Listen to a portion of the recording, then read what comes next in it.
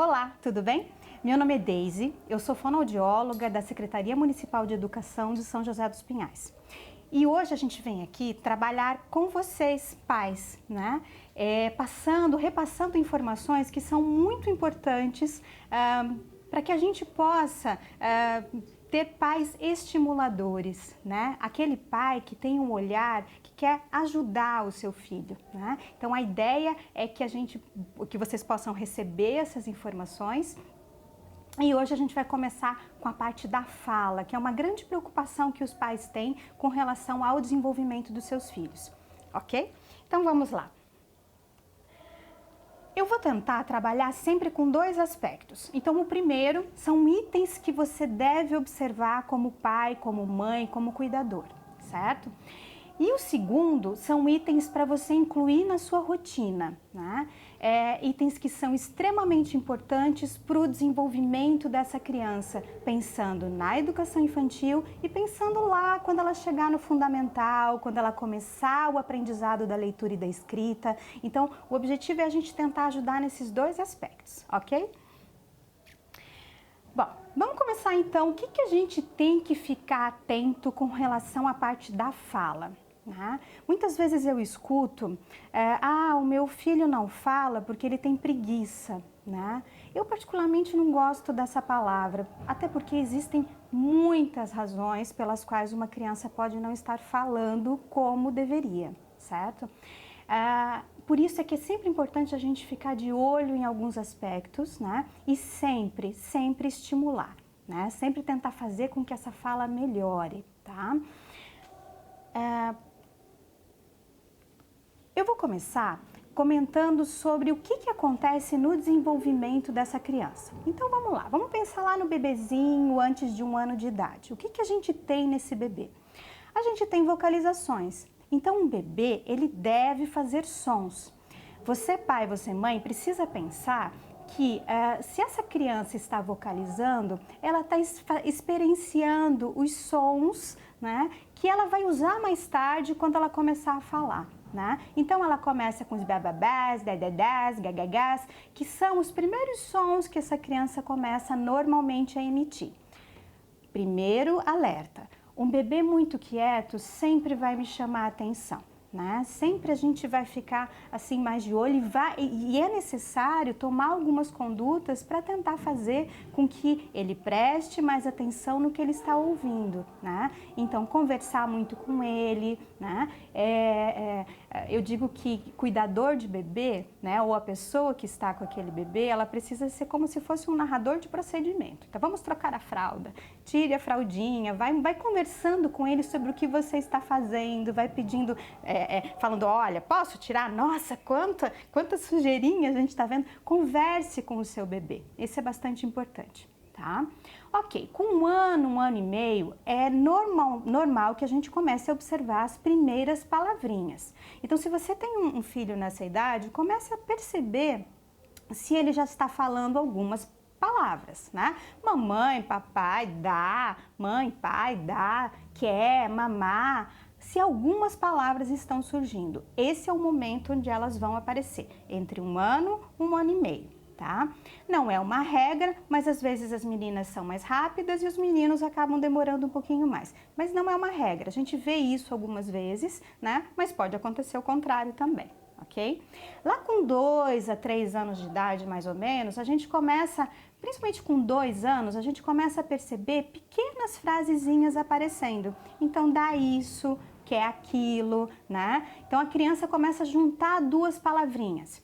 Então, novamente, como pai observador, como um pai estimulador, é importante que você perceba se o seu filho está fazendo isso, se ele está juntando esses pequenos sonzinhos, essas pequenas palavras, perdão.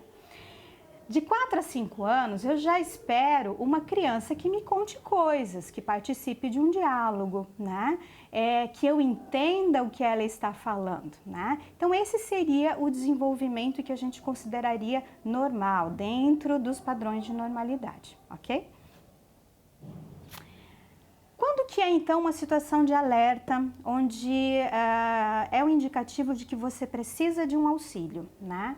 Quando eu tenho uma criança com 3 anos de idade e ninguém entende, ou que não fala, ou ninguém entende o que ela fala, certo? Então, 3 anos de idade, uma criança que não está produzindo nenhuma palavra, que não conversa, mesmo que ele entenda o que você está falando, né?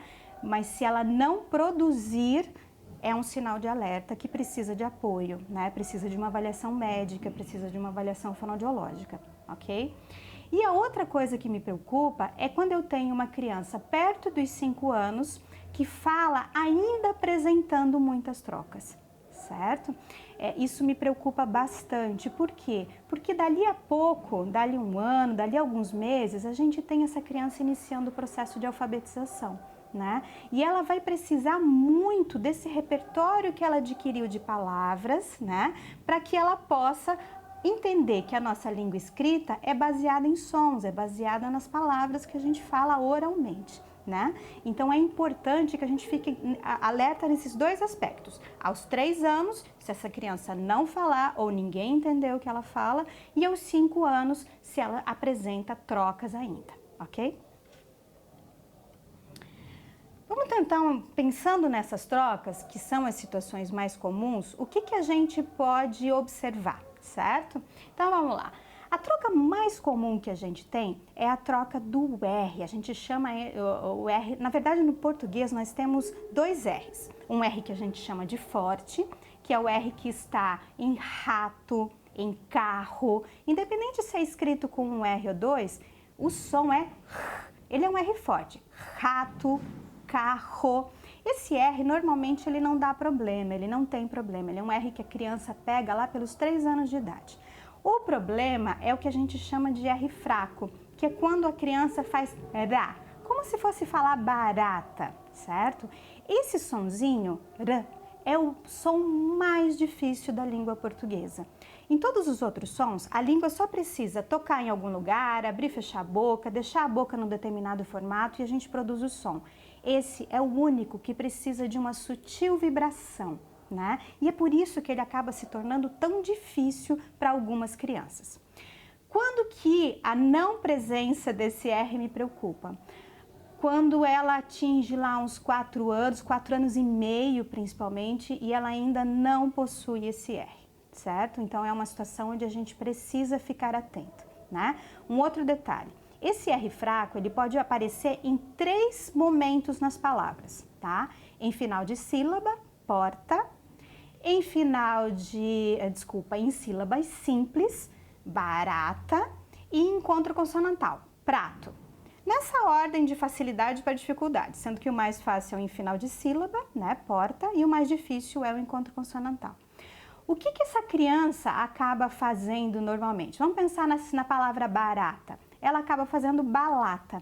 Então, por isso que essa é a troca mais comum, né? Algumas pessoas acham até que ela é natural, mas, novamente, eu faço um alerta. Se essa criança já está com 4 anos e meio, com 5 anos e ainda mantém esse tipo de troca, a gente precisa pensar que daqui a pouco a alfabetização vai entrar na vida dela lá no fundamental.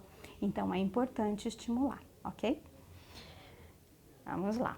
O outro som, a outra troca bastante comum é quando ela troca o som de S pelo som de X. Sh. Então, por exemplo, sapo vira chapo ou xícara vira xícara. Essa é uma outra troca bastante comum, né? Também merece atenção.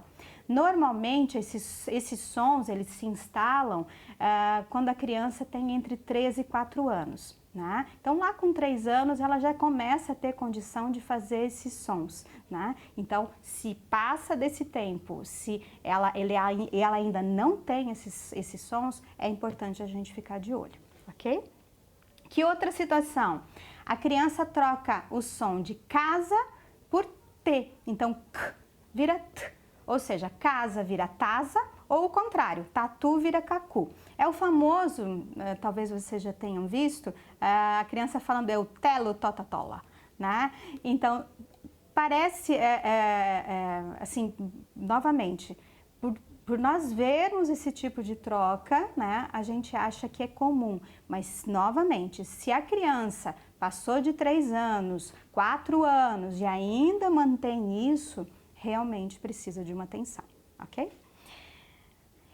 E a troca que mais me preocupa é quando ela faz assim, ó, ela troca o som do F pelo som do V, ou o contrário, o som do D pelo som do T, o som do G de gato pelo som de K de casa, né? Então, essas trocas, o termo técnico a gente chama de surdas e sonoras, né?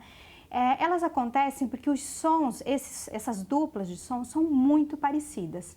Então, o que a criança acaba produzindo? Em vez de sorvete, ela fala sorfete. Em vez de gato, ela fala cato. Em vez de doce, ela fala tosse, né?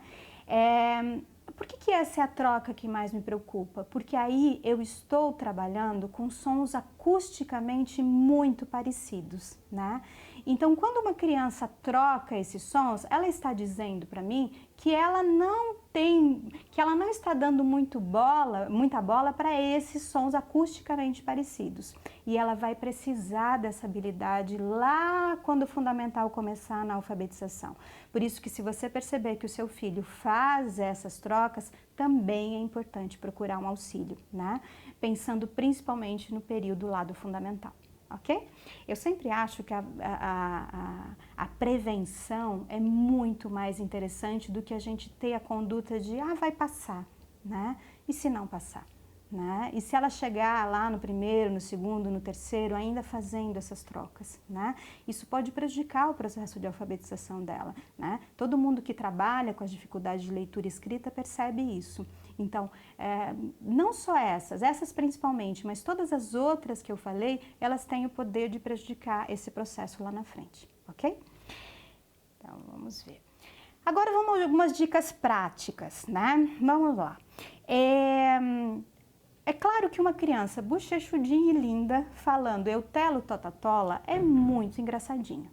Mas, por favor, eu te peço, não dê risadinha, não ache engraçadinho na frente dela, né? Por quê? Porque se você achar engraçadinho, se você achar que der risada, né? O que seu filho vai entender? Nossa, que você está gostando. Então, eu vou continuar fazendo isso. Vocês entendem? Em hipótese alguma, a ideia é brigar com a criança, né? De forma alguma. Mas achar engraçadinho é prejudicial, né? Então, eu sempre costumo dizer assim, a gente nota que ela tá falando de um jeito diferente, né? Eu achei muito fofo, mas eu não demonstro para ela. Eu vou dar risada depois que ela não estiver mais perto de mim, tá legal? Então, essa é uma conduta bastante importante. Outra coisa, a criança falou com essas trocas, né? Então, uma dica bastante importante é você tem a possibilidade de estranhar essa fala, né? Então, como é que é esse estranhar? Puxa, eu não entendi o que você está falando. Eu quero entender. Você pode repetir para mim? Né? Inicialmente, não dê de cara a palavra correta para ela. Tente ver se ela consegue mudar a produção do que ela fez. E caso ela não consiga, aí sim você dá a palavra correta para ela. Então, por exemplo, ela falou lá, eu telo tatatola, né? E daí você fala, o que eu não entendi, o que você quis dizer, né? E essa criança não consegue sozinha modificar. Talvez ela consiga, e isso é bom pra gente, ok? Mas se ela não conseguir, aí sim você dá um modelo. Você quer alguma coisa, né? O que você quer, né? E daí você pode chegar na palavra Coca-Cola, entendeu? Uma outra dica bastante importante é aumentar a necessidade de comunicação. O que significa isso? Muitas vezes a gente, na vontade de auxiliar aquela criança, a gente acaba fazendo muito por ela, né? E falando muito por ela, certo? Então, aumentar a necessidade de comunicação seria deixar essa criança tentar falar e dar oportunidades para isso. Ok? Então, eu acho bastante importante a gente aumentar a necessidade. Eu vou dar um exemplo bem simples que você pode tentar, ok? Então, vamos lá. Você tem lá um horário da rotina, né? Onde vocês estão fazendo uma refeição, né? E, por hábito, essa criança tem o pratinho dela em frente, talvez um copo com água, com suquinho, né? E em algum momento desse, você, de propósito, você entrega esse copo vazio. Ela está acostumada em receber um copinho cheio e ela recebe vazio. O que será que ela vai fazer? Será que ela reclama? Será que ela vai pedir para você? Você entende o que é aumentar a necessidade de comunicação? Eu dou oportunidade para que ela fale, para que ela me conte coisas, para que ela me tente usar a imaginação dela e a gente pode explorar isso, né? Ok. E como eu já disse antes, o cuidador, né, essa pessoa precisa ser um narrador de procedimento muitas vezes, né? Cuidar dessa criança totalmente calado, você não está fazendo uma estimulação bacana. Então é bastante interessante sempre, enquanto ela não consegue conversar com você, principalmente quando ela é bastante pequena. Como eu já falei antes, né, o cuidador, a pessoa que está com ela, precisa sempre narrar o que está fazendo, né? É uma ótima estimulação, né? Contar histórias, cantar, né? Contar histórias da sua vida para sua criança, né? Ler para ela. Então, fica sempre a dica para que você inclua na sua rotina esses momentos, ok? Muito obrigada, até a próxima!